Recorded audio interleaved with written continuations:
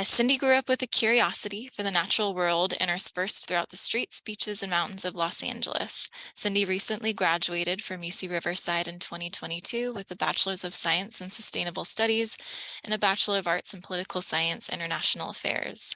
In school, Cindy dedicated her attention to differential impacts of climate change by engaging with feminist research paradigms that stress the value of solidarity building and power of local organizing. As a student, Cindy also served as a committee member and a policy director for UC Riverside's Green Campus Action Plan, spearheading student-led sustainability initiatives and addressing environmental justice concerns housed in Inland Empire. Cindy has been serving this year with the Resource Conservation of District of Santa Monica Mountains and supporting the Community Resilience Department on wild urban interface concerns of the region to mitigate fire risk and help prepare residents to local threats of climate change through community education. We're so excited to have Cindy present. I'll pass things over to you and you should be able to share your screen. Thank you so much for that awesome introduction, Eliza. I'm just gonna share my screen really quick. Awesome. Well, again, Eliza, thank you so much for that introduction. And today I'm going to be presenting about my year as a Grizzly, and that includes wildfire preparedness and community resilience in the Los Angeles wildland urban interface. To start off, though, I have a quick land acknowledgement. As a GrizzlyCorps fellow at the Resource Conservation District of the Santa Monica Mountains, I have lived and worked on the traditional, contemporary, and unceded territory of the Tongva, Chumash, and Fernandino Tataviam peoples. As nations, they have faced legacies of systemic violence and settler colonial dispossession. I strive to honor their enduring presence and connection to the Santa Monica and Verdugo Mountains as the original caretakers of this land. The brief and in no way comprehensive, this acknowledgement humbly expresses my profound gratitude and commitment to uplifting Indigenous voices in service of a just and regenerative future. Now, Eliza already said a lot about myself, but I grew up in Los Angeles, and during my senior year of high school in 2018, the Wildfire swept through Southern California, and that really launched me into pursuing a career in environmental advocacy and also the sciences. And I graduated from UCR 4 years later with a Bachelor's of Science in Sustainability Studies. And as someone who grew up in Los Angeles, it was really just a pleasure to be hosted in the Santa Monica Mountains during my service year and have the opportunity to build capacity in a community I grew up in, and also just build relationships with folks that are just as, if not more, dedicated to this work than I am.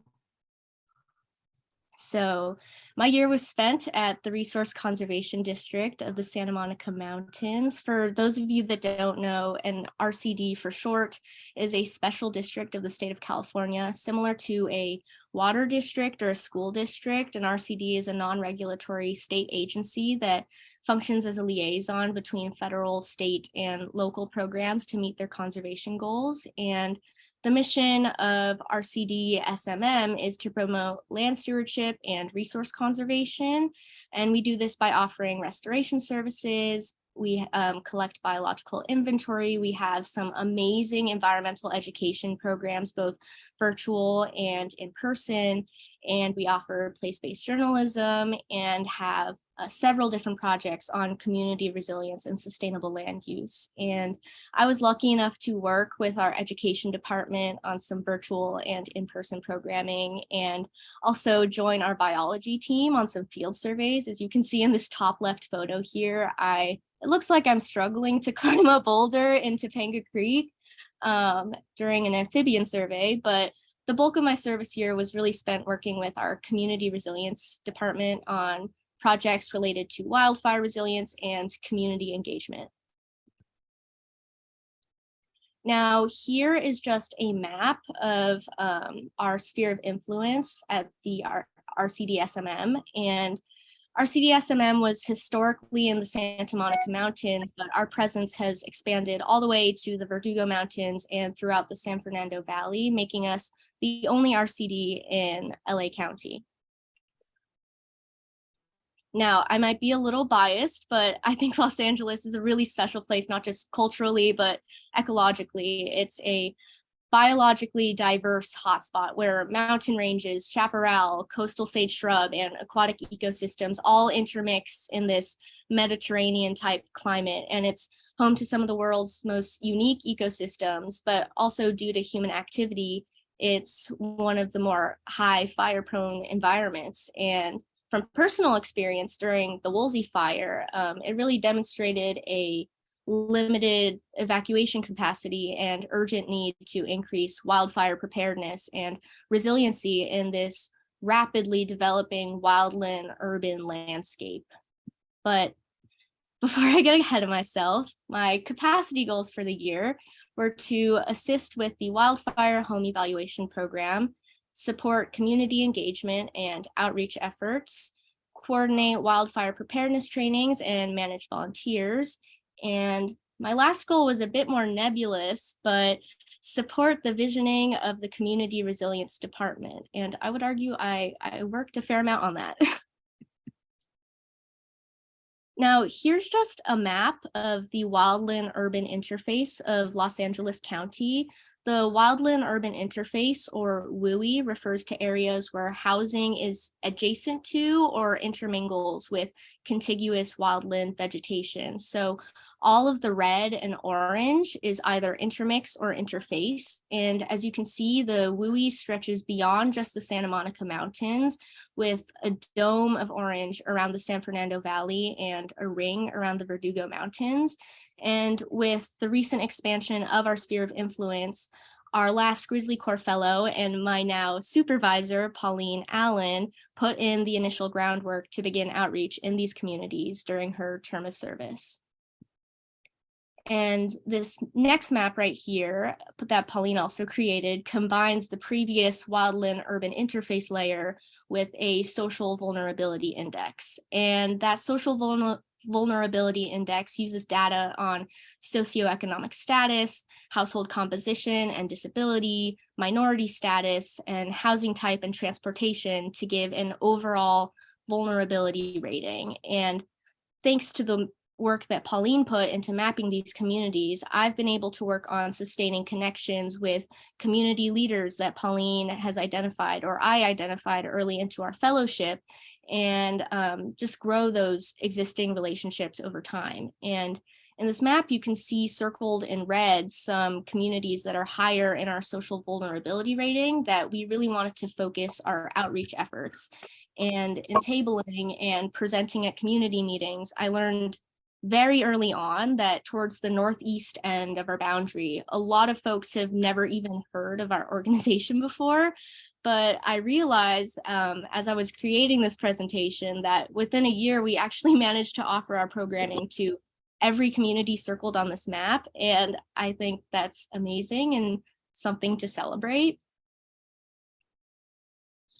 Now, outreach really looked different for each community we worked with, especially in Los Angeles, where you have neighborhoods that are unincorporated or part of LA County or LA City, and some organized through community groups or stay connected through town papers. These really little nuances affected how community members approach their work, and some of them may have a more laissez-faire style of managing volunteers, or others may be incredibly involved. But getting our name out and promoting our services to new communities in our sphere of influence became this really iterative process of introducing ourselves, presenting our work, figuring out how our communication styles best worked with each other, following up, checking in, and then doing this all over again for other regional stakeholders. And we really whipped out every tool in our toolkit. As you can see in this slide, some of the stuff I listed out. We did cold outreach, like tabling at Earth Day or emergency preparedness fairs. And I led our departmental communications, which involved creating graphics and forming messaging for social media campaigns or newsletters. And we presented to local politicians like Councilwoman Monica Rodriguez and Senator Caroline Menjivar's office, and partnered with the U.S. Green Building Council to offer wildfire-focused trainings to contractors and landscapers. And it all sounds like a lot now that I've said it out loud, and it was, but it was really valuable to be able to connect with such a diverse range of stakeholders. And I think the proof is really in the pudding, as you'll see in my next few slides. Now, in the interest of time, I'm just going to give a brief overview of the programs that I worked on during this year and what we put all that effort into doing outreach for. So our first program, which is really our flagship program of the department, is our Wildfire home evaluations. This is what every one of our other programs funnels back to. A wildfire home evaluation is just a 45 to 60-minute in-person assessment that's free to anyone living in the wildland urban interface. And during this assessment, we walk around the home with residents searching for any wildfire vulnerabilities, and we provide our top 5 home hardening and landscaping recommendations. We put it all in a super detailed report. And on the map to the right is of all the evaluations that we performed during my fellowship. And it's really fulfilling to see all of those red dots around the Verdugo Mountains towards the northeast end of our boundary, because it's just this visual representation of how much hard work that we put into outreach paid off. And it's cool to look at. Now, next we have our wildfire preparedness trainings. These are 7-hour trainings that we organize and are presented by a wildfire mitigation expert. I helped coordinate 5 this year in Topanga, Chatsworth, San Fernando, Big Tahunga, and Glendale. And this photo on the right is of our training in San Fernando that we did with Outward Bound Adventures, which is an organization dedicated to outdoor education for BIPOC youth and adults. And just seeing their faces light up during our site demonstration, which is our 1-hour kind of mock wildfire home evaluation, it's just so gratifying and really makes all the work worth it. Now, these next 2 programs that I'm going to go over are programs that we piloted during my fellowship. So this is really where the department visioning came into play. My coworkers and I got to tackle all of the problem solving that comes with starting a new program pretty much from scratch. So with the landscape designs, the idea behind this was that landscape decision making is already intimidating just from an aesthetic standpoint, but incorporating native plants that are drought tolerant and fire-wise, it just makes the process all the more challenging. And the idea here is that we're trying to help provide schematics to residents on how to landscape their homes in a fire-safe way that doesn't mean stripping an entire landscape of vegetation, but also maintaining habitat in as beautiful a way as possible. So we were able to contract 2 amazing landscape design firms, Tree Walkers and Studio Papaterra. And with them, we were able to include a landscape review and site-specific design plan with a list of native plants for the area. And since its humble beginnings, we've coordinated 36 landscape designs, and it's pretty awesome. Now, this last program, our ember-resistant landscape upgrades, are really, during my fellowship, like the piece de resistance, if you will. The idea behind this program is to really put in all that recommendations given during the wildfire home evaluation into practice and implement the work, specifically in Zone 0. And Zone 0 refers to the first 5 feet of the home, and fire science shows us that this is the most critical area for protection from embers during a wildfire. Embers are responsible for majority of homes lost or damaged during wildfires. So with this program, we are removing any combustible material like mulch or an overgrown juniper bush in the first 5 feet of the home growing up on a wooden siding of the home, and replacing it with permeable hardscape, which is just a resident's choice of 3 types of gravel and a cloth weed barrier underneath. And we did this by partnering with Form LA, a contractor that specializes in native landscaping in Southern California. And honestly, a really big challenge when it came to visioning this program was that not many people in Los Angeles manage the land beyond 50 to 100 feet of their home, which is referred to as Zone 2. Defensible space zones often bleed into one another in big cities. And because of this, we really wanted to select applicants in clusters or neighboring houses to increase the resilience of a community overall. And this is really where that map shown earlier of those circled communities played another integral role in our programming, helping us be more strategic about where we wanted to target this programming. And throughout the span of a few months, we were able to complete work on 25 sites with a really quick turnaround time. And we've been filming content and documenting this entire process, getting interviews with residents, and just hearing the gratitude and peace of mind this program has given people, and the excitement about their landscapes being transformed is probably one of the greatest gifts this fellowship has given me. And I think time might be ahead of us, but I do have a really short 1-minute clip that I cut together of some of the footage, if you would all indulge me. Or if it will start. I applied to the program because we live in a level 4 fire zone, and it's been scary here before where flames have come up within 50 feet to 25 feet of my house. It's terrifying. Fires are terrifying out here. I knew I needed some help here.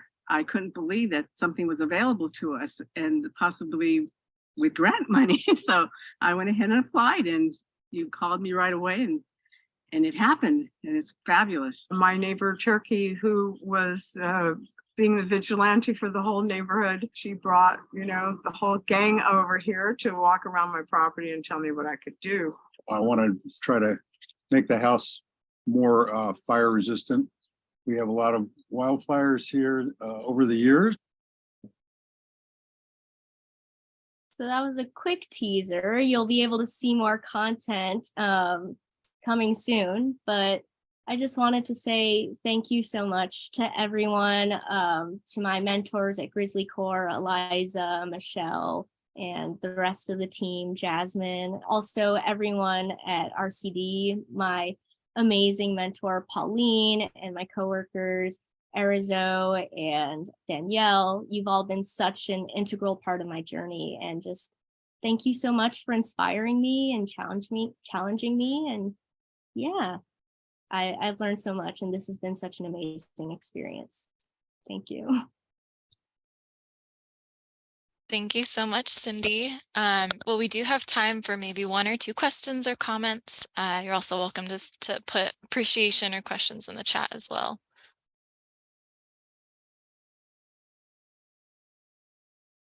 I have a question, if that's okay. I don't know if we're just unmuting. Is that good, Eliza? Yeah, go ahead, Elena. Okay, cool. I was just wondering, Sydney, if I could hear more about the partnership with Form LA.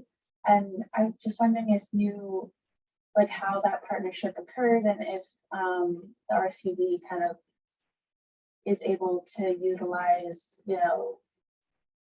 a different approach in like doing a bunch of houses with one contractor basically, or kind of how that works. Yeah. So Form LA is a contractor in the northeast end of our boundary that we really wanted to target this program in, and that's why we decided to pursue that partnership with Form LA. And this is certainly a program that could operate with multiple contractors. It just ended up working out where all of the communities that we wanted to do work in were within their scope of work, so it kind of like ended up being this perfect partnership. But yeah, I definitely see this model being something with multiple contractors in the future. So I hope that answered your question, Elena. Yeah, thanks. I think I'm just wondering because we're at MWPA, we're thinking of trying to do something where we get basically a supplier or a contractor that can well, kind of both, that can kind of create a way to do it kind of in mass, because I know working like when we have resident grants, and when you have to work with each resident to like work individually with contractors, it can be a lot of added work. And so I was wondering if you like were able to kind of group houses together, it sounded like, or do something like that and reduce the amount of work and potentially cost, because you're giving kind of a bulk order to a contractor. So I don't know, it sounds like you're more individual based though, so. Yeah, well, when we were selecting people for this program, we certainly had this cluster model as our approach, and we wanted to be able to choose homes that were adjacent to each other or within the same community. That way, it would just streamline the process a little more, and also be a more effective way to increase the resilience of the community overall. So that's definitely a good model to work off of. And whether that's working with multiple contractors or just a single one, I'm not sure what would be best for your organization's capacity or the capacity of your partner, but it's definitely something to talk through with your team and their team. Thanks, Cindy. Yeah, thank you. I think timing wise, Clark, I think you have a comment or a question, and then we can move on to the next presentation. Yeah, I just want to comment with a thank you to Cindy for all her hard work. And she couldn't show everything she was involved with. Another thing I wanted to mention that she did really well on is packaging kind of the digital outreach components. And, to get to, there's a lot of hidden work to get to individuals signing up to take advantage of all these services. And Cindy played a big role as well in making what we offered understandable and attractive to people, so they would actually follow up and take advantage. So good work, Cindy. And I know we'll continue the conversation here on resilience. Thank you, Clark. Yeah, that's a big thing too. Yeah, I mean, coming into this fellowship, I didn't realize how much of this work or community engagement would be marketing our services, but it was a big element of these programs. So it was fun to work out that side of my brain. Well, thank you so much, Cindy. Just amazing, incredible work. You have a lot of appreciation in the chat as well. And we're just, grateful to have had you in our program. Yeah, thank you so much, Eliza, and everyone for listening and tuning in.